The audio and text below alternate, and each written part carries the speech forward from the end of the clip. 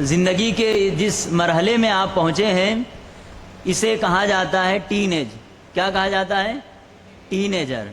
Teen age کو آپ پہنچ چکے ہیں، اور یہ عمر جو ہے نا، اس عمر کے اندر آپ کے باڈی کے اندر بہت ساری چینجنگ ہوں گی، بدلاؤ ہوں گا، تبدیلی ہوں گی، اور آپ سمجھیں گے کہ بس یہ میرے ہی ساتھ پیش آ رہا ہے۔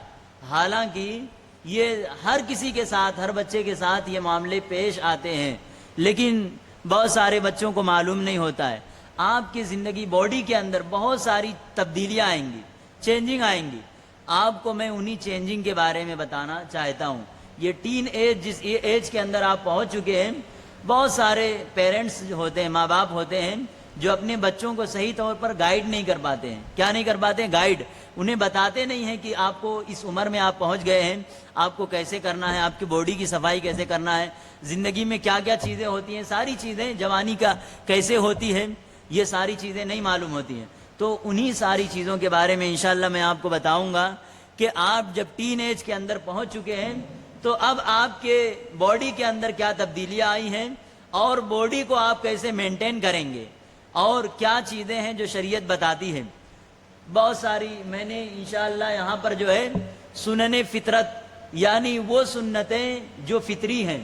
فطری کا مطلب یہ ہے کہ اللہ رب العالمین نے ہر انسان کے دل و دماغ کے اندر یہ باتیں ڈال دی ہیں کہ آپ کو جب سن شعور کو آپ پہنچتے ہیں تو آپ کو یہ سارے کام کرنے ہوتے ہیں۔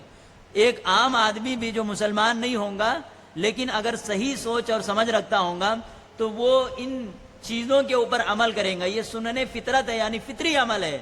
اللہ نے قرآن مجید میں کہا، رب العالمین نے لوگوں کو ایک اچھی فطرت کے اوپر پیدا کیا ہے۔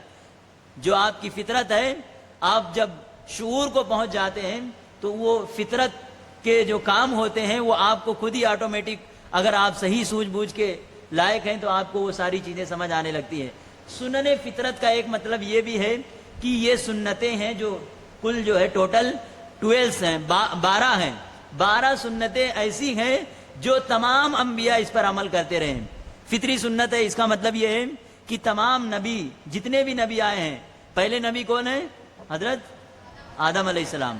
آدم علیہ السلام سے لے کر کے محمد صلی اللہ علیہ وسلم تک جتنے بھی نبی آئے ہیں، یہ سنتیں ایسی سنتیں ہیں کہ ان سنتوں پر تمام نبیوں نے عمل کیا ہے، اسی لیے انہیں سنن فطرت کہا جاتا ہے۔ انگلش میں کہتے ہیں انیٹ ایکٹس۔ یہ فطری سنتیں ہیں۔ تو ہم تمام لوگوں کو انہی چیزوں کے بارے میں آج کے اس پہلے سیشن کے اندر، 3 سیشن آپ کے لیے رکھا گیا ہے۔ پہلا سیشن جو ہے آپ کو یہی فطری سنتیں بتائی جائیں گی۔ پہلی سنت آپ دیکھیں،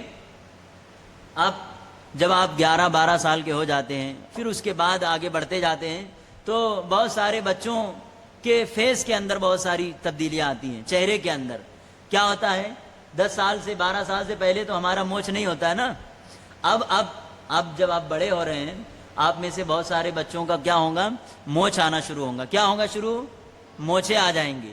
تو اب مونچھوں کے تعلق سے اللہ کے نبی صلی اللہ علیہ وسلم کی تعلیم کیا ہے، اور آپ دیکھیں گے کہ یہ سارے جتنے 12 سنتیں ہیں نا، یہ کلیننگ کے اوپر بیس ہیں، صفائی ستھرائی کے اوپر۔ کس کے اوپر؟ صفائی ستھرائی کے اوپر۔ آپ اپنے آپ کو صاف کیسے رکھیں گے، یہ ساری چیزیں آپ کو ان ساری 12 پوائنٹس کے اندر آپ کو سیکھنے کو ملیں گی۔ صفائی آپ جانتے ہیں کہ کتنی عظیم چیز ہے۔ اللہ کے نبی صلی اللہ علیہ وسلم نے فرمایا، الطہور شطر الایمان، پاکی جو ہے، صفائی ستھرائی جو ہے، کلیننگ جو ہے، آدھا ایمان ہے۔ کتنا ایمان ہے؟ آدھا ایمان ہے۔ ایمان جو جنت میں جانے کے لیے ضروری ہے، اللہ کے نبی صلی اللہ علیہ وسلم فرما رہے ہیں کہ آدھا ایمان جو ہے وہ صفائی کے اندر ہی ہے۔ آدمی جب مسلمان ہو جاتا ہے، اور وہ آدمی جو اسلام نہیں لاتا، اسلام لانے کے بعد میں اسے سب سے پہلے کیا کرنا ہوتا ہے، یہ جو سنتیں ہیں اسی پر عمل کرنا ہوتا ہے، اپنے باڈی کو پاک کرنا ہوتا ہے، صاف کرنا ہوتا ہے۔ تو صفائی بہت زیادہ اہم ہے۔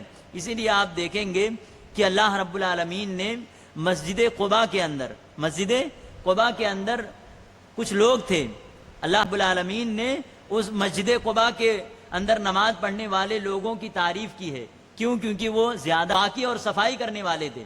اللہ رب العالمین نے کہا کہ اس میں کچھ لوگ ایسے ہیں جو پاکی اور صفائی کرتے ہیں۔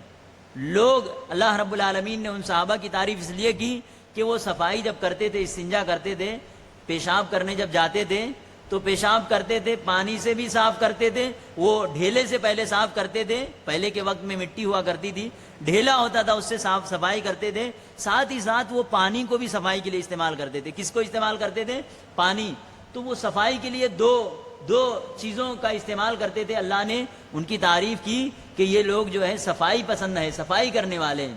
تو اللہ رب العالمین جو ہے صفائی کو پسند کرتا ہے۔ قرآن میں ایک آیت ہے کہ ان اللہ یحب التوابین ویحب المتطہرین، اللہ توبہ کرنے والوں اور صفائی اور ستھرائی کرنے والوں کو پسند کرتا ہے۔ کن کو پسند کرتا ہے؟ صفائی ستھرائی کرنے والوں کو اللہ رب العالمین پسند کرتے ہیں۔ اسی طریقے سے صفائی ستھرائی کے تعلق سے اللہ نے نبیوں کو بھی حکم دیا کہ آپ کو بھی صفائی کرنا ہے۔ باڈی کی صفائی تو ہے، جگہوں کی بھی صفائی کرنا ہے۔ اللہ رب العالمین نے بہت عظیم پیغمبر حضرت ابراہیم اور اسماعیل علیہ الصلوۃ والسلام سے کیا کہا؟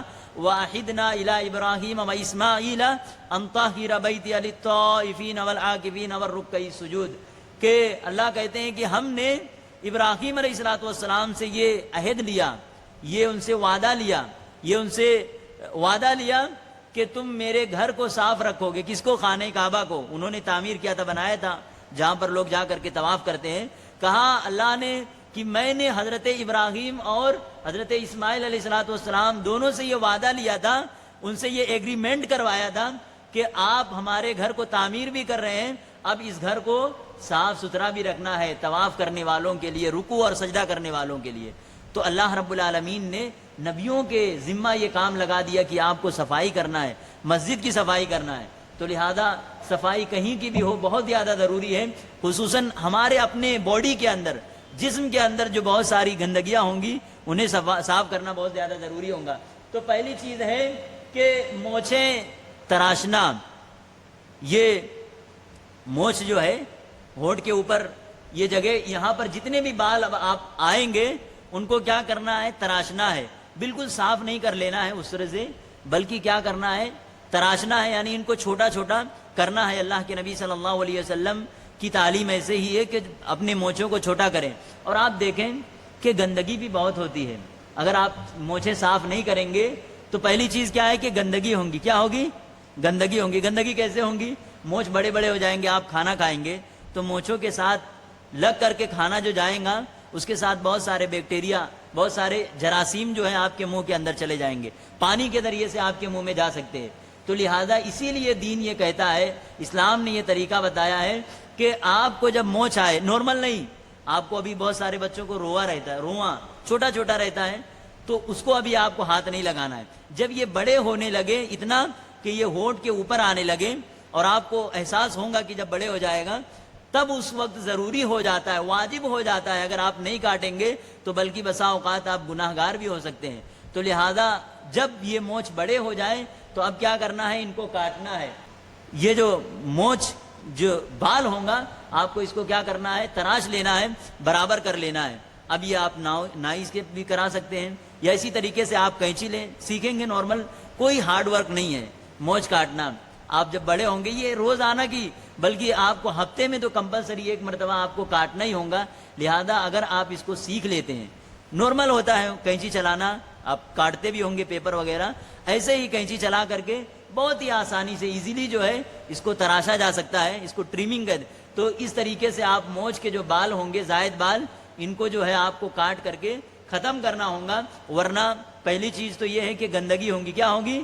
گندگی ہوں گی، کیونکہ آپ جانتے ہیں، بہت سارے بچے سائنس پڑھتے ہیں، آپ جب سانس لیتے ہیں تو آپ کے منہ کے اندر جو ہوا جاتا ہے بہت سارے جراثیم بھی جاتے ہیں، لیکن اللہ کا نظام دیکھیے، مونچھ پر بہت سارے جراثیم کیا ہوتے ہیں؟ رک جاتے ہیں۔ یا اسی طریقے سے اندر کی سانس جب باہر نکالتے ہیں آپ، تب بھی بہت سارے اندر کے جراثیم جو ہوتے ہیں، ناک کے اندر گندگی جو ہوتی ہے وہ نکل کر کے ہوا کے ساتھ آتی، بہت سارے جراثیم کیا ہوتے ہیں؟ کہاں رکتے ہیں؟ مونچھ کے اوپر رکتے ہیں۔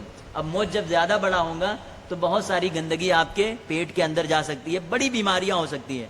اور دوسری چیز، مونچھ کو اس لیے بھی کاٹنا ہے کہ یہ جو ہے زیادہ بڑے مونچھ کو رکھنا اور اس کو تاؤ دینا، یہ جو ہے تکبر پیدا کرتا ہے۔ تکبر کا مطلب یہ ہے اپنے آپ کو بڑا سمجھنا، اور یہ گناہ کا عمل ہے۔ اللہ رب العالمین تکبر کرنے والوں کو پسند نہیں کرتا. تو بڑے مونچھ کو رکھنا تکبر کی علامت ہے. اس لیے آپ کو کیا کرنا ہے, جب مونچھ آ جائیں گے آپ کے یا جن کے آ گئے ہیں, اب کیا کرنا ہے, اس کو تراشنا ہے, اس کو کاٹنا ہے.